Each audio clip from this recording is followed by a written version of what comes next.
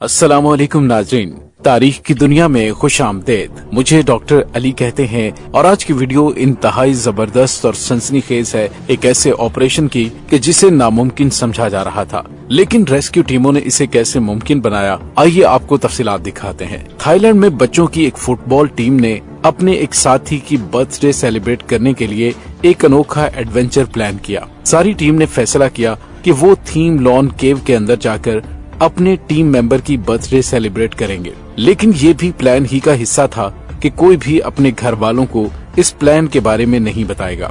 10 kilometre फैली हुई और 85 मीटर तक गहरी ये केव थाईलैंड के नॉर्थ में लाइमस्टोन के बड़े बड़े पहाड़ों के अंदर मौजूद है।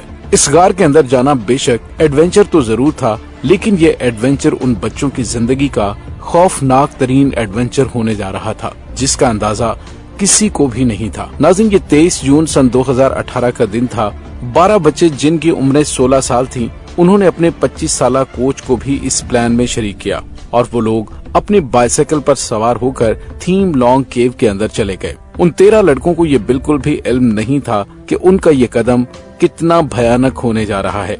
उनको गार के अंदर गए अभी चंद मिनट ही गुजरे थे कि अचानक बाहर मौसम ने करवट ली और देखते ही देखते तेज बारिश शुरू हो गई। लेकिन क्योंकि ये 12 लड़के अंधेरी गार में काफी डीप जा चुके थे, इसी वजह से उन्हें बाहर पड़ने वाली बारिश का बिल्कुल भी इल्म नहीं था। मिनटों का टाइम अब घंटों में बदल चुका था। लड़कों के घर वाले जो यही समझ रहे थे कि उनके बच्चे फुटबॉल खेलने गए हैं, जब वो टाइम पर वापस ना लौटे तो उनको भी परेशानी होने लगी। गार के अंदर मोबाइल नेटवर्क ना होने की वजह से अब ना तो इन 12 लड़कों से कांटेक्ट हो पा रहा था और ना ही किसी को ये मालूम था कि वो उस वक्त किस जगह मौजूद हैं। आखिरकार फुटबॉल क्लब के एक हिंट मिलने पर मालूम पड़ा कि लड़के थीम लॉन केव की जानिब गए हैं। जैसे ही घर वाले भागते भागते केव की एंट्रेंस तक पहुंचे तो एक दिल दहला देने वाला मंजर उनका पहले से इंतजार कर रहा था। उन्होंने देखा कि केव की एंट्रेंस पर फुटबॉल प्लेयर की साइकिल, उनका कुछ सामान तो पड़ा है, लेकिन उनके बच्चों का नामो निशान कहीं पर भी नहीं। अभी वालिदैन ये धचका बर्दाश्त कर ही रहे थे कि एक और मंजर ने उन्हें हिला कर रख दिया। जी हां नाज़रीन, शदीद बारिश की वजह से इस केव में धड़ाधड़ पानी जा रहा था, जो कि वाकई एक खतरनाक सिग्नल था। बात अब यहाँ तक पहुँच गई कि रेस्क्यू टीम भी वहाँ तक पहुँच गई और उन्होंने आते ही गार के अंदर जाने का फैसला किया। गार के अंदर हर जगह पानी भरता जा रहा था और सोने पर सुहागा अंदर घुटन की वजह से सांस लेने में भी काफी मुश्किल हो रही थी। रात के 1 बज चुके थे, लेकिन अभी तक बच्चों का कोई सुराग नहीं मिला था। पहाड़ों से गिरने वाला चपाचप पानी मुसलसल गार के अंदर जमा हो रहा था और फिर एक वक्त ऐसा आया कि जब गार के अंदर मौजूद रेस्क्यू टीमों की तरफ से एक खबर आई। ये खबर उन वालिदैन पर आग बनकर गिरी, क्योंकि रेस्क्यू टीमों का कहना था कि गार के अंदर एक ऐसा पॉइंट आ गया है जहां अब पानी गार की छत से जा लगा है और ज्यादा इक्विपमेंट ना होने की वजह से रेस्क्यू ऑपरेशन को फिलहाल यहीं पर रोकना पड़ेगा। यानी ये बात कंफर्म हो चुकी थी कि अगर फुटबॉल प्लेयर गार के अंदर अभी तक जिंदा हैं, तो उनको ये रात अकेले ही गुजारनी पड़ेगी। केव के एक मैप से मालूम पड़ा कि उसके कुछ हिस्से काफी डीप हैं, जबकि चंद पॉइंट पर ये केव ऊंचाई की तरफ भी जाती है। एक्सपर्ट्स का मानना था कि अगर फुटबॉल प्लेयर जिंदा होंगे तो वो उन हिस्सों में ही पनाह ले रहे होंगे जो कि काफी ऊंचाई पर हैं। सारी रात गार के अंदर पानी का लेवल बढ़ता चला जा रहा था। सुबह होने से पहले ही रेस्क्यू टीमों ने सबसे पहले गार के पानी का लेवल कम करने के लिए हैवी ड्यूटी पंप्स लगा दिए, लेकिन सबको सिर्फ एक ही सवाल तंग कर रहा था कि अगर वो लड़के अभी तक जिंदा हैं तो उन तक पहुंचा कैसे जाए। एक्सपर्ट्स के मुताबिक इसका सिर्फ एक ही रास्ता है और वो ये कि प्रोफेशनल डाइवर्स पानी के जरिए गार के अंदर जाएं और लड़कों को तलाश करें, लेकिन इन डाइवर्स को केव का एक्सपीरियंस होना लाजमी है। उस मिशन को अंजाम देने के लिए थाई नेवी ने अपने कमांडोज रेडी किए, जिनको अंडर वाटर मिशंस का काफी एक्सपीरियंस था। फुटबॉलर्स को केव के अंदर अब पूरे 24 घंटे गुजर चुके थे और हर गुजरते सांस के बाद उनके जिंदा रहने की उम्मीद खत्म होती जा रही थी। जाहिर है कि अगर वो जिंदा भी हों तो ना ही उनके पास खाना पीना बचा होगा और ना ही वहाँ इतनी ऑक्सीजन मौजूद होगी कि वो सांस ले सकें। थाई नेवी के कमांडोज को पानी के अंदर जाने से पहले अंदाजा लगाना था कि फुटबॉलर्स केव के किन खुश्क पॉइंट्स पर मौजूद हो सकते हैं। उन पॉइंट्स में से एक पॉइंट पताया बीच कहलाता है, जहां पर फुटबॉलर्स के होने की काफी उम्मीद थी, लेकिन मसला ये था कि ये पॉइंट केव की एंट्रेंस से लगभग 4 किलोमीटर दूर था। इसका मतलब ये था कि उनको पानी में काफी दूर तक स्विमिंग करनी थी, और वो भी गार की तंग जगह और बिल्कुल अंधेरे पानी में। उस पॉइंट तक पहुंचना डाइवर्स के लिए कोई एक दिन का काम नहीं था, क्योंकि गार का लेआउट मुश्किल होने के साथ साथ यहाँ पानी इतना मैला था कि उसमें डाइवर्स को अपने हाथ तक भी दिखाई नहीं दे रहे थे। अब चूँकि कोई ऑप्शन तो था नहीं, इसी वजह से डाइवर्स के अंदर जाने का अमल शुरू कर दिया गया। थाई नेवी कमांडोज पानी में जितना अंदर जाते थे, वो एक लाल रंग की रस्सी छोड़ते जाते थे ताकि वापसी का रास्ता उनके लिए आसान हो सके। उनके लिए केव के अंदर जाना बहुत मुश्किल था, लेकिन वापस आना काफी ज्यादा आसान हो जाता, क्योंकि वो लाल रस्सी को फॉलो करके वापस आ सकते थे।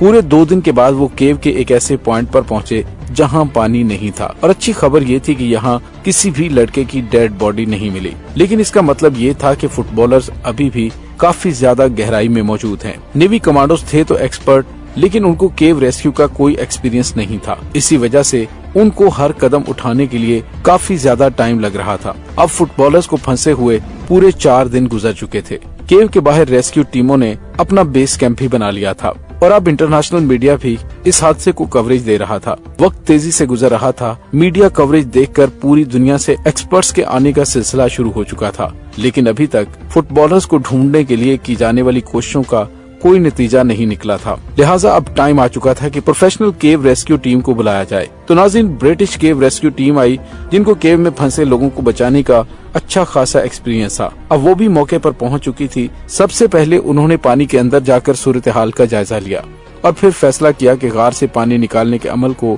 बढ़ाना होगा। पहले जहां सिर्फ गार की एंट्री पॉइंट से पानी खींचकर निकाला जा रहा था, अब दूसरे एंट्री पॉइंट से भी गार का पानी निकालने का काम शुरू हो गया। देखते ही देखते गार में पानी का लेवल कम होने लगा। अब गार के पहले 800 मीटर से पानी निकल चुका था, और ये वही पॉइंट था जिसमें अब तक ब्रिटिश रेस्क्यू टीम ने एक रेस्क्यू बेस कैंप बना लिया था, जिसको चैम्बर 3 का नाम दे दिया गया। दर्जनों ऑक्सीजन सिलेंडर और इक्विपमेंट लाए जा चुके थे, क्योंकि अब रेस्क्यू ऑपरेशन यहीं से स्टार्ट होना था। फुटबॉलर्स को गायब हुए अब पूरे 10 दिन गुजर चुके थे। ताहम चैम्बर 3 से डाइवर्स ने पूरी तैयारी के साथ पानी में जाना शुरू कर दिया। मैले और जीरो विजिबिलिटी वाले पानी में घंटों की स्विमिंग के बाद प्रोफेशनल डाइवर्स ने बताया कि वो बीच पॉइंट के करीब पहुंच चुके थे। ये वही पॉइंट था जहां फुटबॉलर के मिलने के काफी ज्यादा चांसेस थे। लेकिन पताया बीच पॉइंट पर पहुंचे तो उसके बाद जब अंधेरी गार में उन्होंने लाइट जलाई तो उनकी सारी उम्मीदों पर जैसे किसी ने पानी डाल दिया, क्योंकि पताया पॉइंट पर भी लड़कों का कोई नामो निशान नहीं था। अब कंडीशन ये थी कि डाइवर्स के पास सिर्फ इतनी ऑक्सीजन बची थी कि वो वापस चैम्बर 3 तक पहुंच सकते थे। यानी अगर डाइवर्स उस प्लांट से गए तो उनके पास वापस लौटने जितनी ऑक्सीजन नहीं बचेगी। लेकिन एक डाइवर ने हिम्मत की और पताया बीच से भी आगे निकल गया। 1000 फीट आगे जाने पर उसको एक खुश्क जगह मिली, और जब वो आखिरी बार पानी से निकला तो उसने वही देखा जिसकी सारे उम्मीद कर रहे थे। सहमे और घबराए हुए फुटबॉलर पानी से निकलने वाले डाइवर की राह तक रहे थे, और वो लड़के बिल्कुल सही सलामत उस पॉइंट पर मौजूद थे। लेकिन सवाल ये कि पूरे 10 दिनों तक बगैर खाने पीने के ये कमजोर फुटबॉलर आकर जिंदा कैसे रहे। एक्सपर्ट्स जिनको कई सालों का एक्सपीरियंस था, उनको ही इस पॉइंट पर पहुंचने में 10 रोज लग गए थे, तो वो इन 12 लड़कों को यहाँ से बाहर कैसे निकालेंगे। अब ये पूरी रेस्क्यू टीम ने जितनी भी मुश्किलात का सामना किया था, अगले 8 दिनों में उनको इससे भी ज्यादा मुश्किलात का सामना करना पड़ेगा, क्योंकि अब ये अंधेरी गार किसी एक इंसान की जान लेने वाली है। और इसके आगे जो कुछ हुआ वो आप देख सकेंगे इस वीडियो के पार्ट 2 में। नाज़रीन, मुझे उम्मीद है कि आपको हमारी वीडियो का दूसरा पार्ट भी बहुत पसंद आएगा। डॉक्टर अली को इजाजत दीजिए। अल्लाह वारिस।